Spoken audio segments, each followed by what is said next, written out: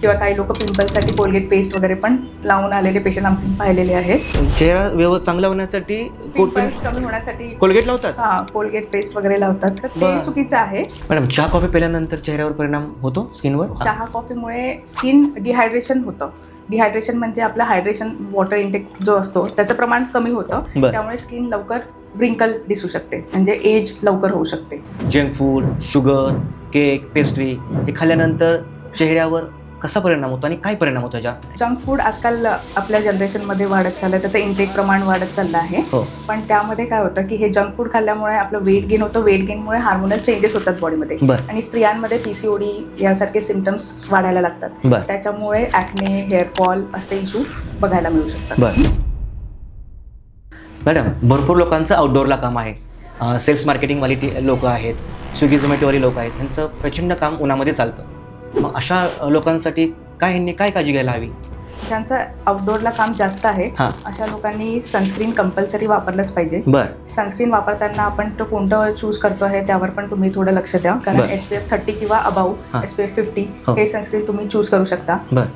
Doctor, काही skin स्पेशलिस्टच्या डॉक्टरांची consulting fee 500 आहे आणि काही जणांची 5000 आहे. हा डिफरन्स काय आहे? 500 आणि 5000चा काय डिफरन्स आहे? कन्सल्टेशन फी एका व्यक्तीची किंवा डॉक्टरची म्हणाल तर त्यांच्या एक्सलन्स, तो किती त्यामध्ये निपुण आहे, प्लस त्यांचा एक्सपिरियन्स किती आहे, आणि एरिया पण खूप महत्त्वाचा असतो. कुठे प्रॅक्टिस करता आहे त्यानुसार पण ती फी डिफर होते. हाच तो फरक आहे.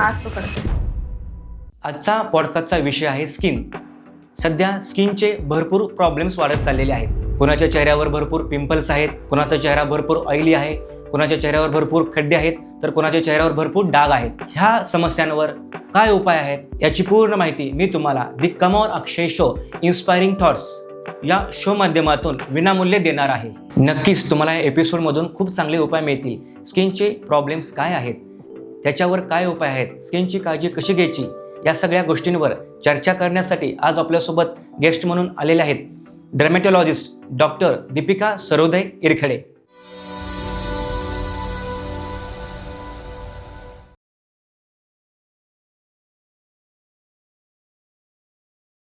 मॅडम, तुम्हाला डर्मॅटॉलॉजिस्ट, स्किन स्पेशलिस्ट ह्याची प्रेरणा कशी मिळाली? बघा, माझ्या घरी आई वडील दोघेही डॉक्टर आहेत, त्यामुळे डॉक्टर बनायचं हे माझं लहानपणापासूनचं स्वप्न होतं. त्यानंतर मी UG करत असताना इंटर्नशिपमध्ये डर्मॅट या विषयामधले पेशंट्स पाहताना मला त्यामध्ये खास रुची निर्माण झाली आणि म्हणूनच मी तो डर्मॅटॉलॉजीमध्ये PG करण्याचा निर्णय घेतला. मग तुम्ही कुठे, तुमचं क्वालिफिकेशन कुठे झाले? सगळे UG डॉक्टर PDMC अमरावती येथून झालंय आणि PG माझं सांगलीवरनं झालंय.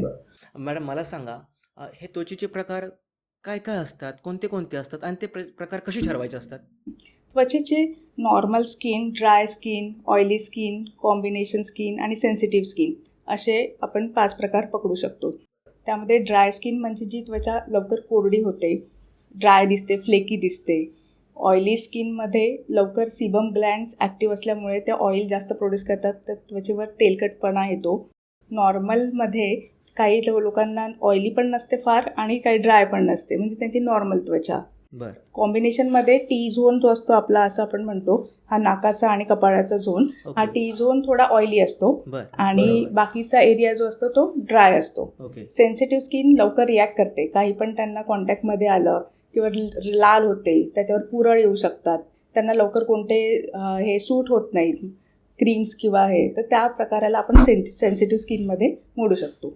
मग हे कुठून निर्माण होतं, कसं त्याचं निर्माण कसं होतं? हे आपली स्किन टाईप आहे ती मोस्टली आपल्या जीन्समध्ये आपण म्हणू शकतो, की आपल्या फॅमिलीमध्ये जशी आईवडिलांची स्किन असते त्या प्रकारची स्किन आपल्याला मिळते, असं आपण त्याचा कन्सिडर करू शकतो. आणि त्याचं जेनेटिक लाईफस्टाईल हे मॉडिफिकेशन पण आपण त्यामध्ये करू शकतो. आपण जर काही वापरत असू प्रॉडक्ट्स वगैरे, तर त्यानुसार पण आपली स्किन थोडी चेंज होत जाते. मग ह्या सगळ्या स्किनच्या प्रकारासाठी काय रुटीन आहेत, काय आहे त्यासाठी? स्किनचं रुटीन म्हणजे ड्राय स्किन लोकांनी जेंटल स्किन क्लिन्झर यूज केले पाहिजे, ज्याने त्यांची त्वचा ड्राय नको व्हायला. त्यानंतर त्यांनी मॉइश्चरायझर कंपल्सरी लावायलाच हवे. मॉइश्चरायझर त्यांची स्किनचा ड्रायनेस कमी करायला हेल्प करेल. ऑइली स्किन लोकांनी जास्त मॉइश्चरायझर वापरण्यापेक्षा जेल बेस मॉइश्चरायझर वापरावे. खूप थिक मॉइश्चरायझर कन्सिस्टन्सीवाले नको. त्यानंतर ऑइली स्किनमध्ये फोमिंग फेस वॉश तुम्ही यूज करू शकता, म्हणजे तुमचं ऑइल प्रोडक्शन कमी होतं. नॉर्मल स्किनवाल्यांना काहीही सूट होतं युजली, आणि जे कंबाईंड स्किन असतं त्यांनी काही वेळा सीझननुसार त्यांच्यामध्ये चेंजेस करावे असं मी ॲडवाईस करेल. म्हणजे जर ड्राय स्किन, हिवाळ्यामध्ये जर आपली स्किन ड्राय जास्त होत असेल तर त्यावेळेस तुम्हाला थोडे प्रॉडक्ट्स चेंज करावे लागतील, आणि उन्हाळ्यामध्ये जर जास्त ऑइली होत असेल तर त्यानुसार तुमचे प्रॉडक्ट्स तुम्हाला चेंज करावे लागतील. नंतर सेन्सिटिव्ह स्किनवाल्यांनी आपले जे प्रॉडक्ट्स आहेत ते खूप मोजून मापून चूज करावे किंवा काळजीपूर्वक चूज करावे असं मी म्हणेल, कारण त्यांच्या स्किनला लगेच सगळं सूट होत नाही. मग त्यांना जे सूट होत आहे त्यांना ते वारंवार चेंज पण करू नये. जे आपल्याला सूट होतं तेच त्यांनी कंटिन्यू करावं. pH बॅलन्स करणारे असे सोप्स किंवा क्लिन्झर त्यांनी यूज करावेत, आणि मॉइश्चरायझर त्यांनी लावावं. pH बॅलन्स म्हणजे आपली स्किनची pH जी असते ती ॲसिडिक असते, थोडी ॲसिडिक. म्हणजे आपलं pH जे असतं ना, हे आपलं काय म्हणतात त्याला, अल्कलाईन ॲसिडिक हे जे असतात ते. ओके, बरं. मॅडम, अशा भरपूर समस्या घेऊन पेशंट तुमच्याकडे येत असतील. म्हणजे कोणाच्या चेहऱ्यावर भयंकर काळे डाग आहेत, भरपूर पिंपल्स आहेत, खड्डे आहेत. अशा अनेक समस्यांना तुम्ही काय उपाय सजेस्ट करता? बघा, ॲक्च्युली ज्यांना वारंवार ॲक्ने किंवा स्कार्सचा इश्यू असतो त्या लोकांना क्रोनिक ट्रीटमेंट लागते. म्हणजे त्यांना ऑलमोस्ट 3-4 महिन्यांची ट्रीटमेंट आपल्याला करावी लागते. त्याला हळूहळू ट्रीटमेंटनुसार ते कमी होत जातं. प्लस यांच्यासारखे अनेक रुग्ण सोरायसिस किंवा इतर पूर्ण बॉडीवर असलेले डिसिजेस जसं व्हिटिलिगो म्हणा, हे पण प्रकार त्यामध्ये आपण कन्सिडर करू शकतो. ते रुग्ण पण बरेचसे हे झालेले असतात, मेंटली थोडेसे प्रॉब्लेम त्यांना फेस करावे लागतात आपल्या स्किनच्या याच्यामुळे, दिसण्यामुळे. तर त्या लोकांना पण आपल्याला काउन्सिलिंगची गरज भरपूर राहते, आणि लॉंग टर्म ट्रीटमेंट हाच त्याचा मूळ हे राहतो. मॅडम, हे नक्की आहे की जर चेहरा खूपच खराब झालेला असेल, पिंपल्स असतील किंवा दिसायलाच छान नसेल, तर हे कुठेतरी निगेटिव्हिटी मनाला त्रास देते की मी खूप दिसायला छान नाही आहे, माझ्या चेहऱ्यावर डाग आहेत, आणि सगळ्यात म्हणजे मी सुद्धा या प्रॉब्लेम्समधून गेलो आहे. तर ह्या निगेटिव्ह मनाचा, विचारांचा त्रास स्वतःला होतो. बरोबर. आणि ते भयंकर असतं. हे विचार खूप भयंकर असतात. अरे, मी दिसतच नाही छान, माझ्या चेहऱ्यावर खूप डाग आहेत, माझ्या चेहऱ्यावर खूप पिंपल्स आहेत, माझ्याकडे लोक कशा नजरेने बघतायत. तर ह्या सुद्धा ज्यांच्यावर तुम्ही लोकांशी चर्चा करता का, पेशंटशी? बघा, ते सेल्फ कॉन्फिडन्स कमी होतो. बरोबर, अगदी. एका माणसाचा. कारण ज्यावेळेस आपण प्रेझेंटेबल नसतो त्यावेळेस माणसाला आपल्याला जे करायचं आहे, असे बरेचसे पेशंट येतात की ज्यांना हेअरफॉलमुळे किंवा ज्यांना ॲक्नेमुळे त्यांच्या मीटिंग्स असतात, ते काही कुठे जायचं असतं, प्रोग्राम्स असतात, तर त्यांना तेवढं कॉन्फिडंट वाटत नाही. त्यांना आमची मदत भरपूर होते. त्यासाठी तुम्ही काउन्सिलिंग करता? हां, काउन्सिलिंग पण करतो. ऑफकोर्स काउन्सिलिंग हा आमचा प्रकारच आहे, याच्यामध्ये मोडतातच. कारण स्किनचे मोस्ट ऑफ द पेशंट्स किंवा डिसिजेस म्हणा, ते क्रोनिक असतात, ते लगेच ठीक होणारे नसतातच, पुन्हा पुन्हा येत राहणारे पण असतात. त्यामुळे त्यांना काउन्सिलिंगची गरज पेशंटला सगळ्याच आजारांमध्ये पडते असं मला म्हणावं लागेल.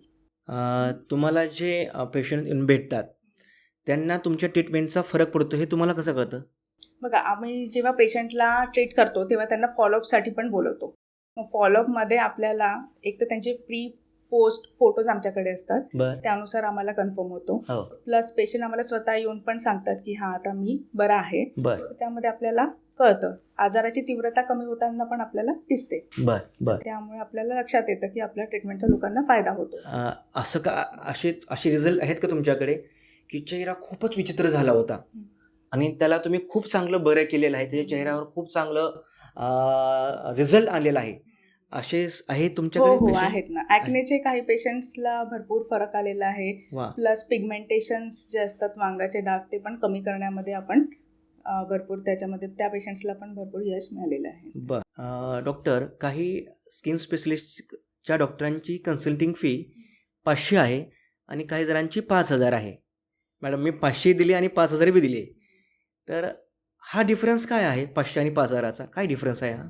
बघा, कन्सल्टेशन फी एका व्यक्तीची किंवा डॉक्टरची म्हणाल तर त्यांच्या एक्सेलन्स, तो किती त्यामध्ये निपुण आहे, प्लस त्यांचा एक्सपिरियन्स किती आहे, आणि एरिया पण खूप महत्त्वाचा असतो. तुम्ही कुठे प्रॅक्टिस करताय त्यानुसार पण ती फी डिफर होते. जर तुम्ही साऊथ मुंबईमध्ये प्रॅक्टिस करत असाल तर ऑफकोर्स त्यांची लोकांची फी, डॉक्टर्सची फी जास्त असेल. तुम्ही एका गावाकडे प्रॅक्टिस करत असाल तर त्यांची फी तुम्हाला निश्चितच कमी मिळेल. बरं, हे हाच तो difference, फरक आहे. हाच तो फरक आहे. म्हणजे दुसरा त्याच्या व्यतिरिक्त त्याच्यामध्ये अजून नाही, तसं काही त्याच्या वेगळं काही व्यतिरिक्त नाहीये. वेगळं कारण नाही. बरं, खाण्याचे म्हणजे जास्त oily, junk food, sugar, cake, pastry हे खाल्ल्यानंतर चेहऱ्यावर कसा परिणाम होतो आणि काय परिणाम होतो हे खाल्ल्यानंतर? जंक फूड आजकाल आपल्या जनरेशनमध्ये वाढत चाललंय, त्याचं इंटेक प्रमाण वाढत चाललं आहे. हो. पण त्यामध्ये काय होतं की हे जंक फूड खाल्ल्यामुळे आपलं वेट गेन होतं, वेट गेनमुळे हार्मोनल चेंजेस होतात बॉडीमध्ये बरं. आणि स्त्रियांमध्ये PCOD यासारखे सिम्पटम्स वाढायला लागतात. बरं. त्याच्यामुळे ॲक्ने, हेअरफॉल असे इश्यू बघायला मिळू शकतात. मॅडम, चहा कॉफी पिल्यानंतर चेहऱ्यावर परिणाम होतो स्किनवर? हो, निश्चितच. चहा कसा, कॉफी काय रिझन आहे ते? हां, चहा कॉफीमुळे स्किन डिहायड्रेशन होतं. डिहायड्रेशन म्हणजे आपलं हायड्रेशन, वॉटर इंटेक जो असतो त्याचं प्रमाण कमी होतं. बरं. त्यामुळे स्किन लवकर व्रिंकल दिसू शकते, म्हणजे एज लवकर होऊ शकते. बरं. पण खूप लोकांना चहा प्यायला आवडतं मॅडम. मॅडम, नक्कीच मला महत्त्वाचा क्वेश्चन विचारायला आवडेल. खरंच खूप महत्त्वाचं आहे सध्याच्या लोकांसाठी. दारू पिल्यानंतर, ड्रिंक केल्यानंतर चेहऱ्यावर परिणाम होतो? हो, दारू पिल्याचा पण सेम जसा चहा कॉफीचा होतो तसाच दारूचा पण परिणाम चेहऱ्यावर होतो. स्किन लवकर एज होणे, व्रिंकल्स दिसणे, डिहायड्रेशन त्यामध्ये पण होतं. प्लस दारूमुळे काही आजार ट्रिगर्स होतात, जसं सोरायसिस आहे, सोरायसिस वल्गॅरिस हे दारूमुळे वाढू शकतात, किंवा रोझेशिया आहे. असे आजार दारू ट्रिगर करू शकते. त्यामुळे ज्या पर्सन्सला ते आहे सोरायसिस किंवा रोझेशिया, काही प्रॉब्लेम स्किनचे जे या संबंधित असतील किंवा निगडीत रिलेटेड असतील, त्यांनी त्याचं सेवन कमी केलं पाहिजे. हो, म्हणजे दारूने चेहऱ्यावर परिणाम, ड्रिंकने चेहऱ्यावर परिणाम नक्की होतो. बरं मॅडम, मला असं आवर्जून विचारायचं आहे, सध्या काही स्टुडंट्स आहेत, काही पालकांवर डिपेंड आहेत, अजून कोणाचा जॉब सुरू झालेला नाही किंवा अजून कोणाचं उत्पन्न सुरू झालेलं नाही, अशी काही तरुण पिढी आहेत, त्यांचं आर्थिक ते स्टेबल नाही आहेत. मग अशा मुलांना, विद्यार्थ्यांना स्किनचे भरपूर प्रॉब्लेम्स आहेत. ह्यांच्यासाठी तुम्ही काय उपाय सजेस्ट कराल? बघा, त्यांनी पण जर डर्मॅटॉलॉजिस्टला तसं कन्वे केलं की आमचं परिस्थिती तशी आहे, तर आपण त्यांना पण त्यांच्या परिस्थितीनुसार पण काही प्रॉडक्ट सजेस्ट करू शकतो. आणि घरगुती उपाय म्हणाल तर त्यांनी त्यांच्या डाएटकडे आणि एक्झरसाईज हे जरी केलं तरी त्यामुळे पण त्यांना भरपूर फरक मिळेल. डाएट जो असतो तो एक आपला महत्त्वाचा भाग आहे.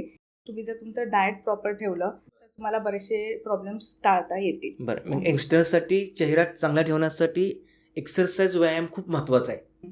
एक्झरसाईज बघा, एक्झरसाईजमुळे जसं मी आत्ता बोललो आपण की PCOD वगैरे हे जे असतं ते स्त्रियांमध्ये कॉमन झालेलं आहे.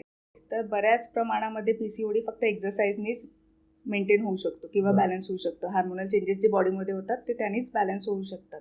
तर त्यामुळे एक्झरसाईज जरुरी आहे. प्लस फ्युचरमध्ये होणारे आजार पण, इतर आजार अदर दॅन स्किन पण आपल्याला टाळता येऊ शकतात जेव्हा आपण एक्झरसाईज करतो. स्किन आपली जास्त हेल्दी राहते, तर त्यामुळे एक्झरसाईज पण एक महत्त्वाचा भाग आहे. बरं, ओके.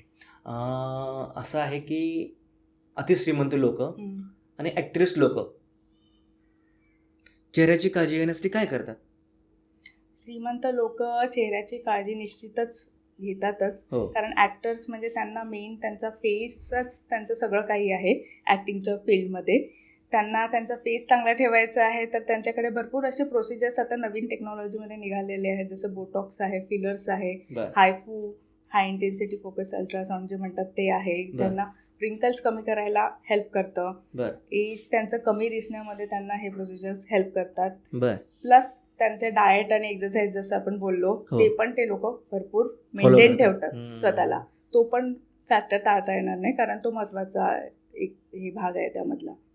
म्हणजे जसे श्रीमंत लोक किंवा ॲक्टर्स लोक फॉलो करत आहेत, त्यांचं ते डाएटवर खूप काम करत आहेत, एक्सरसाइजवर काम करत आहेत. तसं आपल्या काय सर्वसामान्य लोकांनी सुद्धा ते खूप चांगल्या प्रकारे जर फॉलो केलं तर नक्कीच त्याचा चांगला फायदा त्यांना नक्कीच होईल, चेहऱ्यावर होईल, आरोग्यावर होईल. बरोबर. भरपूर लोकांच्या चेहऱ्यावर डाग आहेत, पिंपल्स आहेत. मग काही लोक घरीच उपाय चालू करतात, म्हणजे बेसन पीठ लावणं, लिंबू लावणं. हे कितपत योग्य आहे? बिलकुल योग्य नाही आहे. हो का? भरपूर चुकीचं आहे, कारण कारण लेमन ज्यूस म्हणा किंवा बेसन म्हणा, हो बेसन आधीच्या काळी किंवा उठणं आपण म्हणतो तसं ते हो. स्क्रब म्हणून ठीक आहे, पण ते वन्स इन अ वाईल ठीक आहे. बर तुम्ही फ्रिक्वेंटली गेलं तर तुमची स्किन इरिटेट होऊ शकते. हा. इरिटेटेड स्किन जास्त डार्क पण होऊ शकते. जर पुन्हा तुम्ही करत असाल ते हो स्क्रबिंग तर ते अवॉइड करायला हवं. बर ठीक आहे. आणि दुसरं म्हणजे लेमन ज्यूस किंवा निंबू हे आपण प्रयोग जे करतो स्किनला डागांसाठी भरपूर लोक वापरून येतात, किंवा काही लोक पिंपलसाठी कोलगेट पेस्ट वगैरे पण लावून आलेले पेशंट आमचे पाहिलेले आहेत. हो. तर ते- कोलगेट लावतात हो, त्यांनी कोलगेट. काय होतं? असं त्यांनी कुठेतरी व्हिडिओ किंवा काहीतरी बघितलेलं असतं युट्यूबवर, रील्स किंवा व्हिडिओ हे किंवा हे फेसबुक, कोलगेट इंस्टा. चेहऱ्याला म्हणजे चेहरा चांगला होण्यासाठी पिंपल्स कमी होण्यासाठी कोलगेट लावतात. कोलगेट पेस्ट वगैरे लावतात. तर ते बरं. चुकीचं आहे, हो का? कारण बरं. आणि तुम्ही तुमच्या स्किनला फर्दर हार्मच करता आहे. हो ते यूज नाही करणार आहे तुम्हाला. म्हणजे ॲसिड पण तुम्हाला बर्न करेल, अजून स्किनला सेन्सिटिव्ह करेल, डार्क स्पॉट अजून वाढवण्याचे पण चान्सेस असतात. मग त्याने असं आहे का की हे लावल्यानंतर तात्पुरतं काही वेळापुरतं छान दिसतं असं काय आहे का? नाही, तसं पण काही नाही. हां. जर तुम्ही कंट्रोल्ड एकदम पिलिंग म्हणा, जसं केमिकल पिलिंग आम्ही पण सजेस्ट करतो, बर पण ते कंट्रोल्ड असतं. त्याची पर्सेंटेज त्या पीलचं ठरवलेलं असतं, बर त्यामुळे ते स्किनला आपल्या रिॲक्ट करत नाही. बर पण हे आपल्या हातामध्ये नसतं. जे आपण लेमन, सायट्रिक ॲसिड जे आपण वापरतो आहे बर त्याचं पर्सेंटेज आपण हे नाही करू शकत. त्याला बरं. डायल्यूट करून वापरलं तर एखाद्या वेळेस तुम्हाला थोडासा फायदा होईल, पण जर ते कॉन्सन्ट्रेटेड अमाऊंटमध्ये तुम्ही यूज केलं गेलं तर हो. ते नुकसानच जास्त करेल असं मला वाटतं. मग ह्या लोकांना कशी प्रेरणा मिळाली की हे लॉजिक काय आहे? लिंबूचा रस आणि काय हा. मला वाटतं की ती प्रेरणा सगळी आपली इन्स्टा आणि यामधनंच मिळालेली आहे, फेसबुक रील्स. हो का? ते प्रत्येक घरामध्ये की लिंबूचा रस लाव, हां. बेसन पीठ लाव, हे किंवा पूर्वीच्या काळी लोक यूज करायचे, जसं सांगितलं उठणं हे, पण ते फ्रिक्वेंटली नाही करायचे बर आणि खूप हार्श पद्धतीने करायला नको. म्हणजे रबिंग, स्क्रबिंग खूप जास्त करायला. बर बर मॅडम, एक सध्या वयोगट आहे 15 ते 25 आणि 25 ते 40 हा जो वर्ग आहे, ह्याच वयोगटामध्ये, ह्याच एज ग्रुपमध्ये स्किनचे प्रॉब्लेम जास्त आहेत. तर ह्यांच्यासाठी काय उपाय आहेत? बघा, 15 ते 25 या वयोगटाचे मुख्य प्रॉब्लेम्स ॲक्ने हे असतात, आणि 25 ते नंतर 40 जे आहेत त्यांचं एजिंगमध्ये जे होतात चेंजेस ते, तर त्यांना आपण त्याप्रमाणे ट्रीटमेंट करू शकतो. मॅडम, भरपूर लोकांचं आउटडोअरला काम आहे. सेल्स मार्केटिंगवाली लोक आहेत, स्विगी झोमॅटोवाली लोक आहेत, ह्यांचं प्रचंड काम उन्हामध्ये चालतं. मग अशा लोकांसाठी ह्यांनी काय काळजी घ्यायला हवी? काय तुम्ही सांगाल? ज्यांचं आउटडोअरला काम जास्त आहे अशा लोकांनी सनस्क्रीन कंपल्सरी वापरलंच पाहिजे. बर सनस्क्रीन वापरताना आपण तो कोणतं चूज करतो आहे त्यावर पण तुम्ही थोडं लक्ष द्या. कारण SPF 30 किंवा अबाऊ SPF 50 हे सनस्क्रीन तुम्ही चूज करू शकता. बर सनस्क्रीनचे सुद्धा प्रकार आहेत, भरपूर प्रकार आहेत. जसं physical sunscreen, chemical sunscreen stick फॉर्ममध्ये पण अवेलेबल आहेत. म्हणजे तुम्ही फक्त रोल कराल बॉडीवर तर त्याचा सनस्क्रीनचा इफेक्ट येऊन जातो. त्यानंतर सेन्सिटिव्ह स्किनसाठी वेगळे सनस्क्रीन, असे सनस्क्रीनचे भरपूर प्रकार आहेत. सनस्क्रीन लावणे ते किती अमाऊंटमध्ये लावायला पाहिजे ते पण खूप इम्पॉर्टंट आहे. कारण तुम्ही जर 1 फिंगर टिप युनिट जेवढं रिक्वायर्ड अमाऊंटमध्ये तेवढं लावलं नाही तर तुम्हाला ते प्रोटेक्ट करू शकत नाही सनपासून. तर तुम्हाला त्याचं 1 फिंगर टिप युनिट हे पूर्ण उन्हात जाण्याच्या 15 मिनिट्स टू हाफ आवर पहिले लावायला पाहिजे. मॅडम, मग सनस्क्रीन लावण्याची काही पद्धत आहे का? हो, नक्कीच. सनस्क्रीन लावताना आपण काही गोष्टी जरूर बघितल्या पाहिजे की सनस्क्रीनचं SPF किती आहे. SPF म्हणजे सन प्रोटेक्शन फॅक्टर, तो 30 to 50 किंवा त्यापेक्षा जास्त असणारेच सनस्क्रीन आपण यूज करायला पाहिजे. त्यानंतर ते लावण्याचं किती अमाऊंटमध्ये, सनस्क्रीन लावलं म्हणजे झालं असं नाही आहे. म्हणजे त्यापासून आपल्याला उन्हापासून खरोखर प्रोटेक्शन हवं असेल तर ती किती प्रमाणात लावायचं ते पण आपल्याला व्यवस्थित बघितलं पाहिजे. म्हणजे 1 फिंगर टिप युनिट म्हणजे आपल्या बोटा एवढं ते घेऊन आपल्याला फुल फेससाठी तेवढं आहे. तर तेवढं आपल्याला 1 फिंगर टिप युनिट म्हणजे आपल्या टिपपासून तर एवढं बोटापर्यंत, एवढी क्रीजपर्यंत तेवढं त्या प्रमाणामध्ये आपल्याला ते लावायला पाहिजे. आणि ते 2-2 आवरली रिपीट पण करायला पाहिजे ॲप्लिकेशन. कारण त्याचं ड्युरेशन 2 आवर पर्यंतच ते आपल्याला प्रोटेक्ट करू शकतं. एक ॲप्लिकेशन पुन्हा रिअप्लाय केलं पाहिजे. ओके, दिवसभर किती वेळ असं काय नाही, जेपर्यंत तुम्ही उन्हामध्ये आहेत ते 2-2 तासांनी तुम्ही यूज करू शकता. आणि अशी काही लोक आहेत की त्यांना चेहऱ्याची काळजी घ्यायला आवडतच नाही, निष्काळजीपणा की मला नाही ते लावायचं. बरोबर. मग अशांना काय त्रास होऊ शकतो जसं सनस्क्रीन लावलंच नाही तर? अशा लोकांना लवकर एजिंग होईल.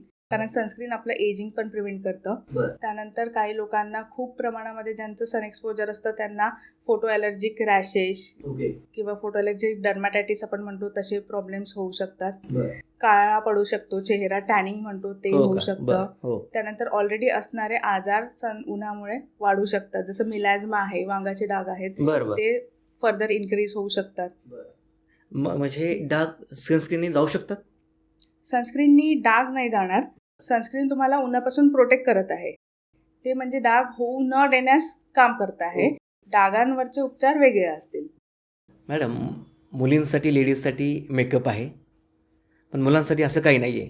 तर मुलांना चांगले दिसण्यासाठी किंवा 2-3 महिन्यामध्ये चांगले दिसण्यासाठी काय उपाय आहेत? निश्चितच मुलांसाठी पण काही उपाय आहेत. ॲटलिस्ट मुलं सनस्क्रीन, मॉइश्चरायझर हे बेसिक थिंग्स मॉर्निंगला यूज करू शकतात.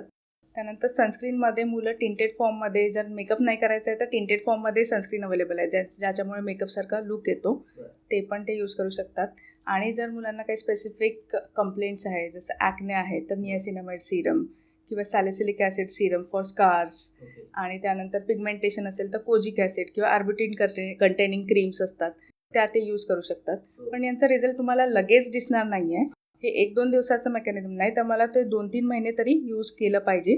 तर लॉंग टर्म यूज केल्यानंतर तुम्हाला त्याचा नक्कीच चांगला रिझल्ट. लॉंग टर्म म्हणजे जास्त किती? ॲटलिस्ट 3 महिने तरी कमी. आणि हे प्रोडक्ट कुठे अवेलेबल असू शकतील? सगळं इझिली अवेलेबल सगळ्या काउंटर्सला आहेत. बरं, मेडिकलच्या या आणि ऑनलाईन सुद्धा. बरं. वयानुसार निरोगी आणि चांगली त्वचा ठेवण्यासाठी कोणत्या महत्त्वाच्या गोष्टी करणं गरजेचं आहे? सगळ्या वयानुसार एकच ट्रीटमेंट सगळ्यांना चालेल असं नाही आहे. जसं जसं आपलं वय वाढतं आपल्याला आपल्या ट्रीटमेंट्समध्ये पण चेंजेस करावे लागतात. जसं यंग असताना आपण मॉइश्चरायझर एकदा लावलं तर ते पुरेसं आहे. जसं आपलं वय वाढतं तसं आपल्या स्किनची ऑइल प्रोडक्शन कॅपॅसिटी कमी होते किंवा मॉइश्चरायझर आतमधून बनवण्याची कॅपॅसिटी कमी होते, तर आपल्याला ॲडिशनल त्याला मॉइश्चरायझर फ्रिक्वेन्सी आपण वाढवली पाहिजे. जसं एकदा लावत असू तर 2-3दा आपल्याला ते लावायला पाहिजे. त्यानंतर आपले जसं वय वाढतं आफ्टर 30 तुम्ही रेटिनॉल किंवा जे स्किन अँटी एजिंग सिरम्स असतात ते ॲड करायला हवे. बऱ्याचदा पेशंट खूप उशिरा ट्रीटमेंटसाठी येतात, जसं 40 नंतर किंवा 50 नंतर ते येतात आणि ते आपल्याला म्हणतात की आता माझी स्किन एज दिसते आहे, आता मी काय करू. पण ते त्यावेळेस करणं पॉसिबल नसतं. म्हणजे त्यावेळेस आपण जे करतो त्यापेक्षा जे 30मध्ये तुम्ही अँटी एजिंग ट्रीटमेंट चालू करता ती जास्त इफेक्टिव्ह असते. त्यामुळे 30मध्ये ॲटलिस्ट मॉइश्चरायझर, सनस्क्रीन आणि रेटिनॉल हे आफ्टर 30 तुम्हाला कंपल्सरी केलं पाहिजे, की तुम्ही जेणेकरून तुमचं जे एजिंग होणार आहे ते डिले करू शकता. सध्या कोणते उपचार जास्त चर्चेमध्ये आहेत आणि लोकांना या उपचारामधून काय अपेक्षा आहेत? सध्या मेडिफेशियल्सचे भरपूर फॅड आलेलं आहे. हायड्रा फेशियल, वेगवेगळ्या प्रकारचे फेशियल्स आजकाल सगळीकडेच होतात आणि त्यामधून पेशंटला नक्कीच फायदा मिळतो, असं नाही आहे की फायदा मिळत नाही. हायड्रेशन म्हणजे हायड्रा फेशियलमधनं पेशंटला स्किन चांगली प्लम्प होते, हायड्रेटिंग त्याच्यामध्ये इफेक्ट येतो. जी ड्राय स्किन असतं त्याला जास्त बेनिफिशियल आहे. नंतर लेझर फेशियल्स आहे, हॉलिवूड फेशियल आपण त्याला म्हणतो. त्यामध्ये पिगमेंटेशनची केअर केली जाते. जसं ज्यांना मिलॅझ्मा, वांगाचे डाग किंवा इतर काही स्पॉट्स असतील त्यांना लेझर फेशियल्समधनं फायदा मिळतो. स्किन टायटनिंग फेशियल्स पण अवेलेबल आहेत. वेगवेगळ्याच्या फेशियल्स सोबतच आणि अँटी एजिंग ट्रीटमेंट, हायफू वगैरे ते पण अवेलेबल आहे. त्याच्यामध्ये पण आपण एजिंग जे व्रिंकल आलेले आहेत ते डिले करू शकतो. बोटॉक्स, फिलर्स हे पण आजकाल भरपूर चर्चेमध्ये आहेत, जेणेकरून आपण आपलं जे एज आहे ते लपवू शकतो, असं पण आपण म्हणू. लेझरचे उपचार कसे कार्य करतात आणि ते कोणत्या समस्या सोडवतात?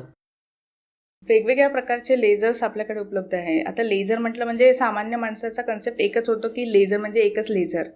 ते तसं नसतं. तुम्हाला वेगवेगळ्या कंडिशनसाठी वेगवेगळे लेझर्स लागतात. तर बऱ्याचदा पेशंटचा कॉल येतो की मला लेझर ट्रीटमेंट करायची, पण कोणती लेझर ते त्यांना माहिती नसतं. जसं क्यू-स्विच एनडीएक लेझर हे पिगमेंटसाठी काम करतं, म्हणजे मिलॅझ्मा किंवा स्पॉट्ससाठी काम करतं. CO2 लेझर असतं ते स्पेसिफिक तुमचे मोल्स रिमूव्ह करायला किंवा चामखीळ ज्याला आपण म्हणतो ते काढण्यासाठी हेल्प करतं. लेझर हेअर रिडक्शनमध्ये डायोड लेझरचा उपयोग करतात. त्यामध्ये परमनंट लेझर हेअर रिडक्शन आपल्या बॉडीचे हेअर किंवा फेस हेअर ते तुम्हाला मिळू शकतं. तर ते वेगवेगळ्या प्रकारचे लेझर्स असतात. सामान्य माणसाला त्याची कल्पना नसते की कोणत्या प्रकारचं लेझर कशासाठी यूज होतं ते. मॅम, सगळ्यात महत्त्वाचं म्हणजे त्वचेची कॅन्सरची सुरुवात कधी होते आणि कोणती योग्य वेळ आहे की तज्ज्ञांचा सल्ला त्यांनी घ्यायला हवा? त्वचेचे कॅन्सर वेगवेगळ्या प्रकारचे असतात. हो. Squamous cell carcinoma, basal cell carcinoma किंवा मिलॅनोमा. आता कॅन्सरची सुरुवात बऱ्याचदा ओल्ड एजमध्येच होते. बरं. यंग एजमध्ये ज्यांना हिस्ट्री आहे घरामध्ये त्यांच्यामध्ये होऊ शकते.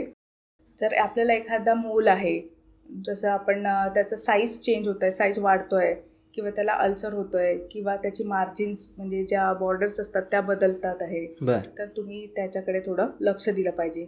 नवीन नवीन तीळ किंवा नवीन नवीन मोल बॉडीवर येतात आणि ते खूप वेगाने वाढतात आहे. बरं. कधी कधी एखादा जसं स्किनचा एलिव्हेशन्स ज्याला पॅप्युल्स असं म्हणतो आपण, तो कुठेतरी चेहऱ्यावर येतो आणि हळूहळू वाढायला लागतो. म्हणजे बऱ्याच दिवसापासून एखादा आपल्या चेहऱ्यावर काही आलेलं आहे आणि ते हळू वाढत आहे, स्लो ग्रोथ आहे, त्याला काही सिम्पटम नाही आहे, ते दुखत नाही किंवा त्याच्यामध्ये काही त्रास होत नाही, तरी पण तुम्ही तुमच्या डर्मॅटॉलॉजिस्टकडे कन्सल्ट केलं पाहिजे, व्हिजिट केली पाहिजे की ते नक्की काय आहे ते समजून घेण्यास त्यांना मदत होईल. हा त्वचेचा कॅन्सर किती तीव्र आहे? खूप तीव्र म्हणता येणार नाही, पण मिलॅनोमा हा थोडासा पसरू शकतो. बरं. जोपर्यंत आपण डायग्नोज करतो तो जर पसरलेला असेल तर मग त्यामध्ये प्रॉब्लेम्स होऊ शकतात. बरं. बाकीचे जसे बेसल सेल कार्सिनोमा वगैरे आपण थोडंसं त्या भागाला एक्सरसाइज केलं तर ते बऱ्याच प्रमाणामध्ये टॅकल करू शकतो. काही जे असतात जे मिलॅनोमा म्हटलं ते वाढू शकतात, पसरू शकतात बॉडीमध्ये इतर ठिकाणी पण. मग ज्यांना त्वचेचा कॅन्सर झाला त्यांच्यासाठी काय उपाय आहेत? त्यांच्याकडे मोस्टली कॅन्सरसाठी सर्जिकल ऑप्शन्स बेटर राहतात. म्हणजे सर्जरी करून त्या भागाला रिमूव्ह करणे. अशांची सर्जरी तुम्हीच करता का? नाही, ते सर्जन्स करतात. सर्जन्स करतात म्हणजे कॅन्सर सर्जन. हां, कॅन्सर सर्जन किंवा जे त्याच्यामध्ये स्पेशलिस्ट असतात तसे सर्जन. ओके, ठीक आहे. मॅडम, त्वचेच्या कॅन्सरची सुरुवात कधी होते आणि त्यांनी तज्ज्ञांकडे कधी जायला हवं? त्वचेचे कॅन्सर्स किंवा कॅन्सर कर्करोग हा असा प्रकार आहे की तो बऱ्याचदा ओल्ड एजमध्ये होतो. बरं. कधी कधी तो यंग एजमध्ये पण होऊ शकतो. जास्त प्रमाण कोणत्या एजमध्ये आहे? ओल्ड एज म्हणजे आफ्टर 50s तुम्ही म्हणू शकता, 50s किंवा 60s नंतर. त्यानंतर त्यामध्ये 3 प्रकार येतात. एकतर basal cell carcinoma, squamous cell carcinoma आणि मिलॅनोमा. आता बेसल सेल कार्सिनोमा हा जसं पुरळ प्रकारामध्ये कधी कधी चेहऱ्यावर येतो. सुरुवात त्याची छोट्याशा अशी फोडीपासून होऊ शकते. जो फोड हळूहळू वाढत जातो, तो वर्षानुवर्ष पण हळूहळू वाढत जातो. त्याचा काही त्रास लोकांना होत नाही. पण तुम्हाला असं कुठे जर जाणवतं आहे की एखादी गोष्ट आपली वाढते आहे, त्याच्यामध्ये त्रास नाही होत आहे, तरी पण तुम्ही त्यावेळेस तज्ज्ञांचा सल्ला घ्यायला हवा. मिलॅनोमा प्रकार असा आहे की ज्याच्यामध्ये जसं आपण मोल असतात, काही लोकांना तीळ असतात, तीळ वेगवेगळे वाढतात किंवा मग खूप वेगाने वाढायला लागले, त्याच्यामध्ये अल्सर होत आहे, त्याची मार्जिन्स डिफर होत आहे, कलर चेंज होतो आहे, तर अशा वेळेस तुम्ही डॉक्टरांना कन्सल्ट केलं पाहिजे. बरं. त्वचेचा कॅन्सर किती प्रमाणात घातक आहे? जास्त घातक आहे का? खूप प्रमाणात घातक नाही आहे असं मी म्हणेल. जर तुम्ही अर्ली डायग्नोज केलं त्याला तर ते मॅनेजेबल आहे. मॅम, सध्याच्या जनरेशनना भरपूर प्रकारचे ताण आहेत. तणावामुळं स्किनवर कसा परिणाम होतो? बघा, स्ट्रेस हे आपल्या वेगवेगळ्या आजारांना ट्रिगर करू शकतं. म्हणजे स्किनमध्ये पण भरपूर ऑटोइम्यून डिसीजेस असतात, त्यांना ते ट्रिगर करू शकतं, म्हणजे वाढवू शकतं. जसं स्ट्रेसमुळे सोरायसिस वाढू शकतो, स्ट्रेसमुळे व्हिटिलिगो ज्याला पांढरे डागांचा आजार आहे तो म्हणतो, कोड म्हणतात त्याला, तो वाढू शकतो. नंतर स्ट्रेसमुळे हेअरफॉल, जो आजकाल सामान्य लोकांचा भरपूर प्रमाणामध्ये वाढलेला प्रॉब्लेम आहे, तर अशा प्रकारचे थोडे स्किन डिसीजेस आपले वाढू शकतात, त्याला ट्रिगर होऊ शकतात स्ट्रेसमुळे. मॅडम, हेअरफॉलचं कारण फक्त स्ट्रेसच असू शकतं का? फक्त स्ट्रेस हेच हेअरफॉलचं कारण नाही आहे. हेअरफॉल वेगवेगळ्या प्रकारामध्ये येतो, जसं female pattern baldness, male pattern baldness, टिलोजेनिफ्लेम, ॲनाजेनिफ्लेम आणि alopecia areata. Stress mostly alopecia areata म्हणजे एक ऑटोइम्यून डिसीज आहे, त्याला वाढवू शकतं. त्याच्यामध्ये काय होतं, आपलीच रोगप्रतिकारक शक्ती आपल्याच केसांच्या मुळांना नष्ट करायला लागते, तर त्या आजारामध्ये भरपूर प्रमाणामध्ये आजार वाढू शकतो. केस पटापट गळू शकतात. फक्त डोक्याचेच नाही तर आयब्रोज, आयलॅश, बॉडीवरचे पण केस लवकर स्ट्रेसमुळे जाऊ शकतात. मॅडम, भारतामध्ये खूप लोकांना स्ट्रेस आहे. स्ट्रेसमुळं चेहऱ्यावर, शरीरावर, हेअरफॉलिंगवर खूप मोठा परिणाम होतो आहे. हा स्ट्रेस कमी करण्यासाठी तुम्ही ऑडियन्सला काय सल्ला द्याल? बघा, स्ट्रेस कमी करण्यासाठी वेगवेगळे उपाय आहेत. सगळ्यांना ऑलमोस्ट माहितीच आहे की योगा, मेडिटेशन हे स्ट्रेस कमी करण्यामध्ये हेल्पफुल राहतं. बऱ्याच लोकांना ते पॉसिबल होत नाही, पण तरी कोणत्याही फॉर्ममध्ये एक्झरसाइज जरी आपण केली तरी ती आपल्याला स्ट्रेस कमी करायला हेल्प करू शकतं. जसं नॉर्मल वॉकिंग, सायकलिंग हे पण बऱ्याचदा एक्झरसाइज ही कोणत्याही फॉर्ममध्ये असेल तरी ती तुम्हाला हेल्प करते. त्यानंतर आपण काही हॉबीज असतात आपल्या त्या डेव्हलप केल्या तर अजून त्यामध्ये ज्या लोक नाही काही करू शकत तर ॲटलिस्ट त्यांनी स्ट्रेस असेल तर त्या दरम्यान तुम्ही तुमच्या हॉबीज किंवा काही आवडत्या कला, बुक्स काही वाचायचं असेल, सॉंग्स, म्युझिक ते तुम्ही हे करू शकता, ऐकू शकता. मॅडम असं आहे ना की एक माणूस खूप एक्सायटेड असतो, आनंदी असतो आणि एक दुःखी असतो. त्याच्या चेहऱ्यावर कधी हसू नसतं किंवा काय नसतं. तर दोघांच्या चेहऱ्यांमध्ये डिफरन्स दिसू शकतो ना की एक खूप एक्सायटेड आहे, आनंदी आहे, खूप तो एन्जॉय करतोय, जोक करतोय त्याचं लाईफस्टाईल, आणि एक खूप दुःखी आहे, त्याला इंटरेस्टच नाही कशामध्ये. अशांच्या चेहऱ्यामध्ये फरक नक्की जाणवेल ना? हो, निश्चितच जाणवतो. हा. कारण जो स्ट्रेस फेस असतो तो डल दिसतो. कधी कधी तुम्हाला डार्क सर्कल ज्याला आपण म्हणतो ते त्यांच्या चेहऱ्यावर दिसून येतात. बरोबर त्यानंतर आणि हॅपी फेस नेहमीच तेजस्वी तुम्हाला दिसणारच. बरोबर. मॅडम तुम्ही आता म्हणता की मेडिटेशन करा, योगा करा, सायकलिंग करा, वॉक करा, पण हे सगळ्यांना कळतंय की हे केल्यानंतर माझ्यामध्ये खूप चांगले पॉझिटिव्ह बदल होतील आरोग्यामध्ये, सगळ्या गोष्टींमध्ये, पण ते तरी लोक ते करण्याचं टाळतात. मग अशी तुमच्याकडे काय औषध आहेत का, का उपाय आहेत का, काही टॅबलेट्स आहेत का, की ज्यांना व्यायामच करत नाहीत, ध्यान करत नाहीत, योगा नाहीत, पण हे न करता तुमच्याकडे अशी काय औषध आहेत की ते घेतल्यानंतर ते बरं होतील?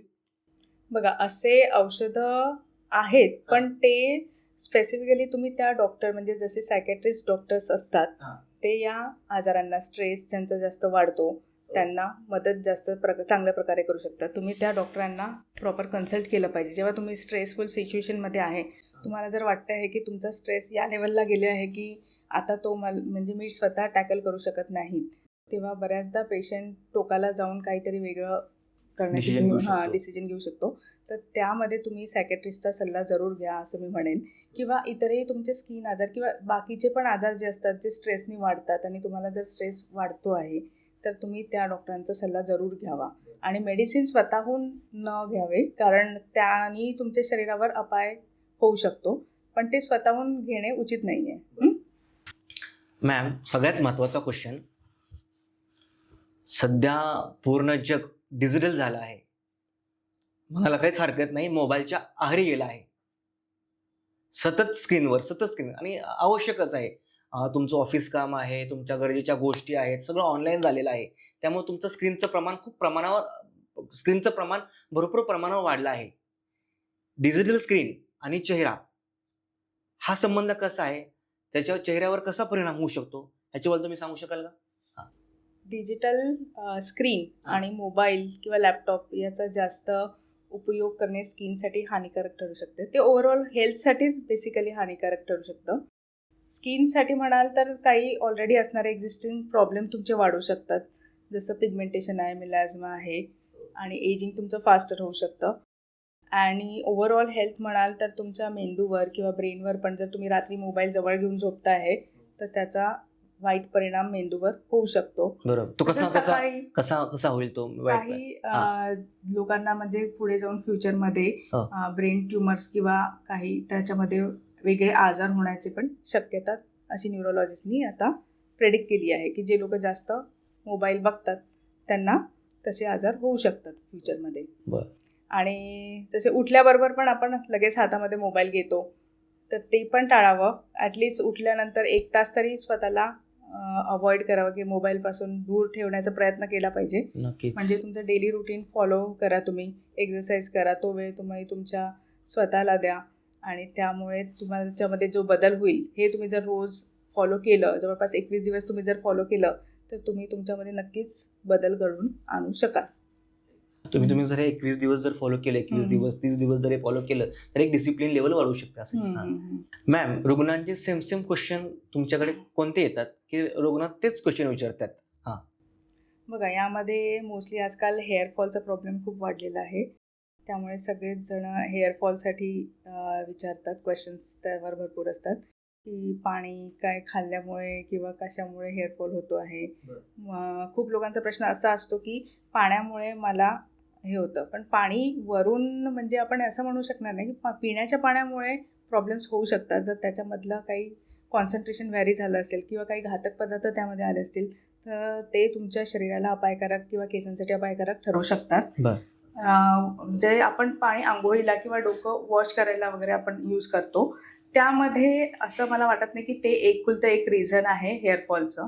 जसं आपण आधी डिस्कस केलं त्याप्रमाणे हेअरफॉलचे वेगवेगळे कारण असू शकतात, तर ते पण त्याला कारणीभूत असतात. फक्त एकच पाणीला आपण दोष देऊ शकत नाही की त्याच्यामुळेच ते होत असावं. म्हणजे हेअरफॉलसाठी पाणी हे कारण नाहीये, एकमेव कारण नाही. बरं. मॅडम, आवरून सगळ्यात महत्त्वाचा क्वेश्चन म्हणजे तुम्ही डर्मॅटॉलॉजिस्ट आहात, स्किन स्पेशलिस्ट आहात. तुम्ही स्किनची काळजी घेता का स्वतः वैयक्तिक? घेत असाल तर कशी घेता आणि त्याचे प्रोडक्ट्स कोणते कोणते आहेत? बघा, डर्मॅटॉलॉजिस्ट असल्यामुळे स्किनची काळजी तर मी घेतेच, त्यामध्ये काही वादच नाही.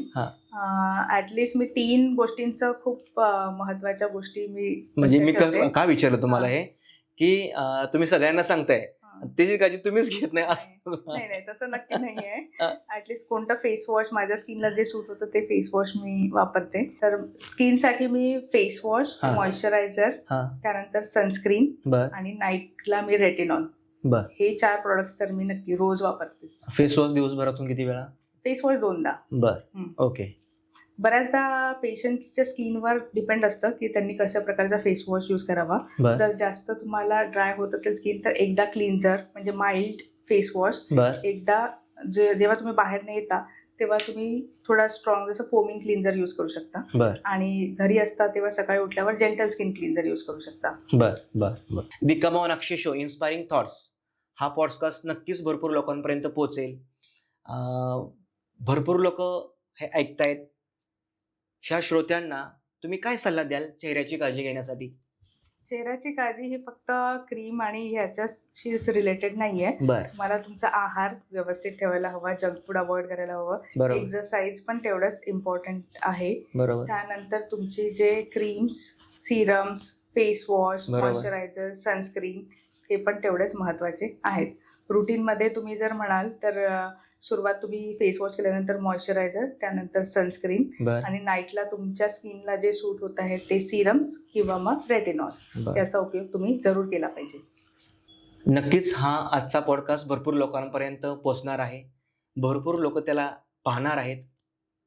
तर हे सगळं काही लोकांना ट्रीटमेंट घ्यायचं आहे, काही लोकांना चेहऱ्याची काळजी घेण्यासाठी तुमच्यापर्यंत पोहोचायचं आहे. तर तुमच्यापर्यंत पोहोचण्यासाठी तुम्ही तुमच्या क्लिनिकबद्दलची थोडीशी माहिती द्या, तुमचे कॉन्टॅक्ट डिटेल्स द्या, जेणेकरून आमचे श्रोते तुमच्यापर्यंत पोहोचतील.